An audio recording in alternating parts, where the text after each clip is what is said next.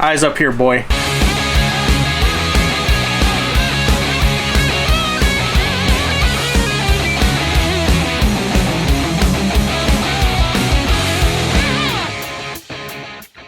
Hey, what's up guys? Welcome back to another episode of Dirtnation Offroad. So today what we're doing is working on some much needed electrical work with our Tacoma in the form of an H-switch panel system that we picked up from Amazon.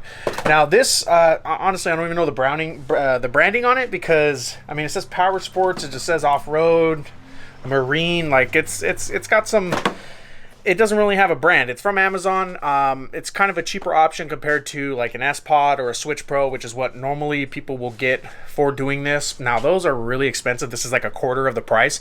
So wanted to try out a budget option, kind of check it out, see if it works. And if it works, then we're going to run with it. And then, you know, give you an option for you guys that are like us and you're installing a lot of different things on your vehicles. Now, in the last 6 months, we've added a lot to the Tacoma, especially in the lighting, lockers, you know, winches department. That means we have a lot of stuff hooked up to the battery, and it's beneficial to get that cleaned up so that it doesn't look so bad. And also, I mean, it's not going to be a very efficient system if you don't have it wired up correctly. So the whole point of this is to clean all that up and get everything working properly. So what we'll do is a quick unboxing. I'll show you guys what's in the box, and then I'll show you the current conditions and kind of why we're installing this on the truck. I mean, some of you guys have already seen it on the videos. It's kind of obvious how bad the wiring looks right now. So we're gonna get that cleaned up, and then we'll do an installation test, make sure it works, and then maybe down the line we'll do like a review or an updated review and go from there. Here it is right here. Like I said, no real branding or, you know, what company makes it or anything like that, which is fine. You know, not really worried about branding, just worried about function. So I'm gonna open the box. Got some instructions in here, as well as these are stickers for the switch panel, so you can actually, like, you know, you can pick which one you want, whether it's a horn or lights or lockers or, you know, what do you have? Fuel 1, Fuel 2, hubs, light bar, fog lights, amber lights, cargo, rock lights, radio, fridge, a lot of different options. So overlanders, I'm sure you guys will like this too. Is this a relay? I don't know what this is. This is important. We'll keep that in mind. This is kind of your hub. This is where you're going to be running all your positives and negatives from your lights and whatever accessories that you're wiring. And then we have the switch panel itself, which is just one wire. And then that's where you stick your stickers. Has an on and off button. And then all of them pretty tactile, pretty clicky. They feel, and this is, you know, this feels pretty good. It's like made of metal. Feels solid. And then got some battery connections, as well as a mounting system for that plate. So zip ties, other hardware in here. We'll take a look at that as we need to. But what I'm going to do right now is I'm going to run through the instructions real quick, just to make sure I know what I'm doing, and then we'll get started on installing it. Should be pretty straightforward. And then looking at what we got in here, now the reason we really want to get this installed is, first of all, look at all of this mess right here. This is disgusting. This is all the lights and the freaking rock lights and ditch lights and, you know, light bar lights and winches and compressors and everything like that. It's all wired and bunched up right here. We got 20,000 things hooked up to the battery. Got a battery tracker. Got a bunch of stuff. That's already ugly as it is. What's really bad here is our ARB kind of system here. Now look, it does work. That's an AR. There it is. Compressor works. Front locker works. We're using that all the time. But this is the same thing. We need to get this cleaned up. It's not a good look. AC vent, zip ties, like, it's been a couple months. Let's get it taken care of. And then we already have some switches hooked up. You know, we have the light bar, ditch lights, and then the grill light bar, and then there's one down here. So these ones are already wired. Those are going to stay the same, but everything else is going to be wired onto our switch panel, which will be right there. All right, I've enlisted the help of Mr. SoCal ZR2 for this project. In the meantime, while we were waiting for him to come over, I was working on wiring the bumper lights as well as our new rock lights, because I went and rubbed mine off like a G. 20 minutes later. Okay, so I finally have my AC vent back working again, and I disconnected all the wiring that goes to the ARB pump, and then down here, this is just extra wiring that goes for this switch, so I'll worry about that. And then this is the antifuse. So I clipped the wire to the antifuse. That was for the ARB pump. But we're going to pull this back through, and then we're going to lead the Switch Pro wire through. I mean, the wannabe Switch Pro. I don't want to disrespect Robert because he has a real one. you'll see it. All right, Robert is figuring out the Arb compressor wiring so that we can do the compressor as well as have the isolation for the front locker. So he's figuring that out. What I'm doing right now is I took the top off the fuse box, and I'm just going to drill the 2 holes that go in there, and then there's a nut and bolt and washer for each side. So that can mount up right there, and then we'll get started on the positive as well as the negative, and then we'll mount the relay, which is or the circuit breaker that's over there, and then we'll go. Okay, making some progress. I mounted this, and then we're gonna mount the circuit breaker on here as well, and then we'll show you how to run the power to this as well as the negative. And then Robert figured out our ARB compressor problem. It's not a problem. So the way it's designed is the compressor's already getting power and ground through these wires right here, so we don't need to hook up power and ground to the switches. So in order to test that theory, you have 1 wire running power to the compressor, 1 wire running power to the lockers. We can check it out by activating the compressor. Well, that's the locker. I'm sorry. So that's the front exhaust. locker. That's the exhaust for the locker. Well, this is getting activated by air in the compressor, which is this wire, the red one, and you can hear it turn on when it's connected directly to power. There it is. So now we know this is going to be power directly to the compressor. This is going to be power directly to the front lockers. When you hook it up to the switch panel, you do not need a ground wire or switch or anything like that. It's just signal wires to both wires here. One's going to activate the compressor, one's going to activate the front lockers, and that's all you need.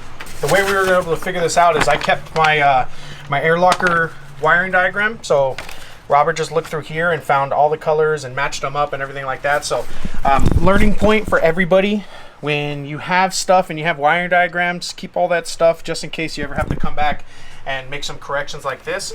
That way you know exactly what you need to do. We're going to eliminate the ground. We're going to eliminate the rear locker since we don't need that. Yep. There's TRD is already equipped with it, so we don't need a rear locker activation. So that's all you're going to need, just these 2 wires. All of this will be eliminated. Eliminating all that, but we are going to keep it just in case. We'll use that as a switch thing for Winters. If Winters is ever finished, someday.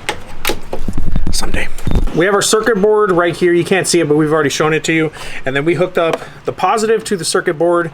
Positive wire coming into this circuit breaker. We're going to hook this up to positive just as a test. And then we have our negative right here, which is also hooked up to the circuit board on the fuse box. And we're going to hook all that up as well as plug in our switch panel over here on the circuit board, hook up all the positives and negatives, and just make sure that this lights up so that the whole thing works in its entirety. So I'm going to do that. That circuit's closed. So just touch and touch, right? Yeah.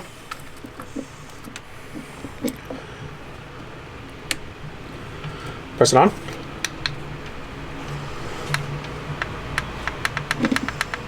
Okay, so I figured out the problem. There's another wire that comes with it. Now this one is, you're supposed to run to ignition, so this is part of our add-a-fuse underneath the dash. And then if you want to be able to control the light dimming on your switch panel, then you would hook this up as well. I probably won't hook this up, don't really care about that. Unless I can run them on both on the same fuse. Pretty sure you can. That's positive, and then here's, you see the green? And we have light. Yep. So there it is. Then the switch panel's on. So we figured it out. Very nice. So I'm gonna go run this underneath the dash and then we're good to go. Okay, looking cleaner already. So we already fed this through the firewall. This is for our switch panel, which will go approximately right here. And then we had an add-a-fuse down here, which we hooked up for ignition on the air compressor. So I didn't need that anymore because we're running it through the switch panel. So this is for ignition as well as dimming the lights. So I just crimped it to this, and then this is the add-a-fuse, which is going in here, and that's hooked up to something that has ignition. So perfect.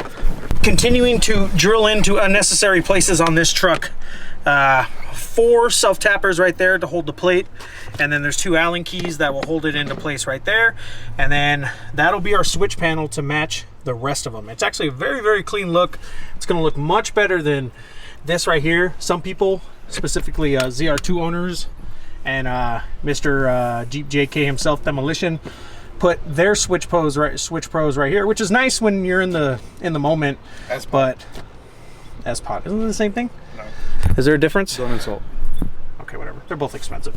Anyways, mine's gonna look nice and clean down here, so I'm pretty happy about that. Okay, so now we have our switch panel. We're gonna run these wires down like that. How it works is closest to the positive and the negative. This is 1, 2, all the way down to 8, and then each one has individual fuses.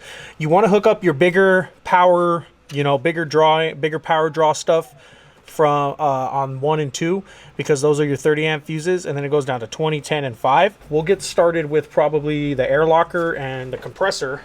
So each one of these has a little Phillips head on the top, so you just unscrew it to back it up so you can plug it in. So this, I don't know how well you guys can see, there's a little hole down here. We're gonna twist the wire a little bit, just give it a little bit of a twist so it's nice and stiff, she said. And then we're gonna put that in there, and then we're gonna take our Phillips and we're gonna screw down on top of it, and then you can see that's holding it. Except I screwed up, I was supposed to put it underneath. Okay, we're gonna go give a test of that. So Robert will hook up the positive and the negatives, and then I'll press 1 and 2.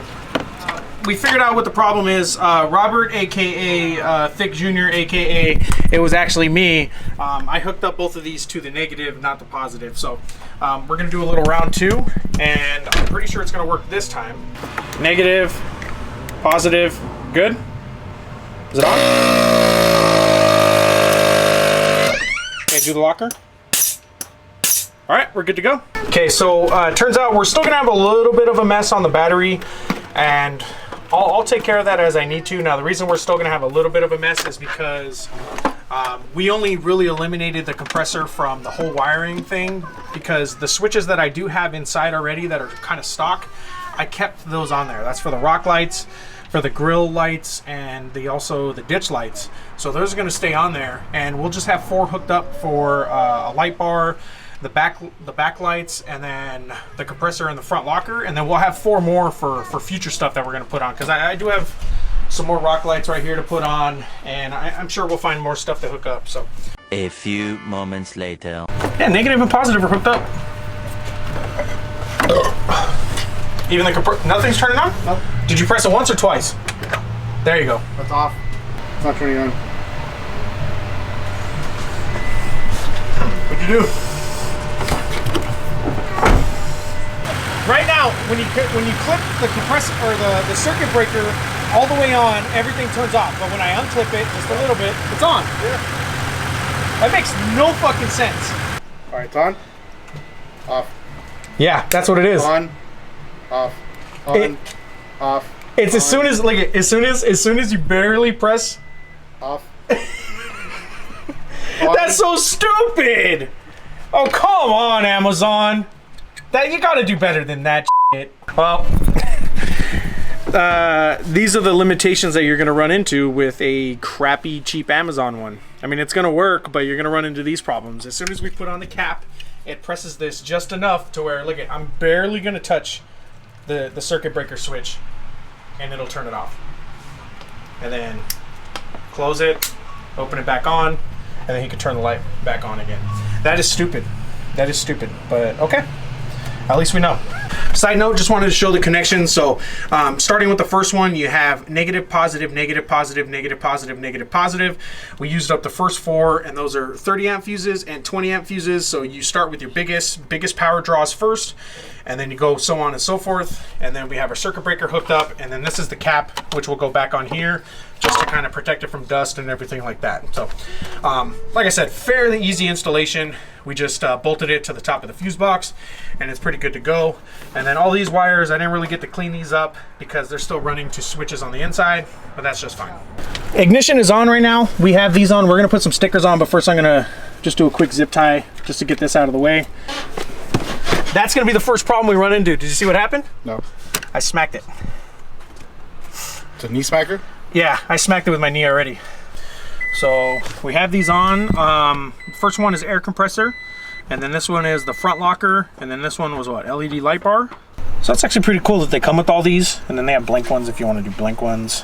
I do like the green. I'm a fan of green over other colors. Okay, we're gonna do the first one, which will be these are not gonna be put on correctly.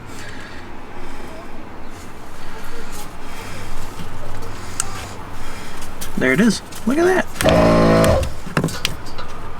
First one is air. Now Rob mentioned something that was very interesting. I wish they would have come with like interesting ones where you could have like Sasquatch mode or what's some of the other ones. Now that is, so look at it will turn on the locker without having the air compressor on.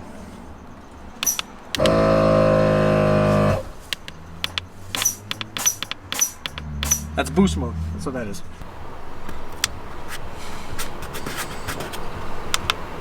All right, that's pretty much all she wrote for the installation of the switch panel. Went fairly smoothly. You know, we ran into a couple problems, a couple things that you have to work around with, and that's what, you know, you buy something that's budget, you're gonna run into those problems. We got everything wired up that we wanted to get wired up. Only problem we ran into was underneath the truck. We ran some lights that go on the bumper and had an issue with the connection on those. I have to get a new wiring harness. That's pretty much what it is. But all in all, it's all done right here. So we have air. Air's good to go. Front locker's good to go. And then we have our front light bar. And then our other ones are working just fine. Fairly easy installation. Looks like a very good product. We'll continue to update as we use this and review it and everything like that. Anything that goes wrong, we'll definitely report that. But I would definitely recommend this, especially if you're looking for something on a budget. 120 bucks for 8 switches. You can't beat that. Very easy to install, very easy to set up. Big shout out to Robert for coming out to help us install that. Robert's a G. Even though he's a cool guy, he's got the, was it S-Pod or Switch Pro? S-Pod. He has an S-Pod. S-Pod Switch Pro. It's the same to me.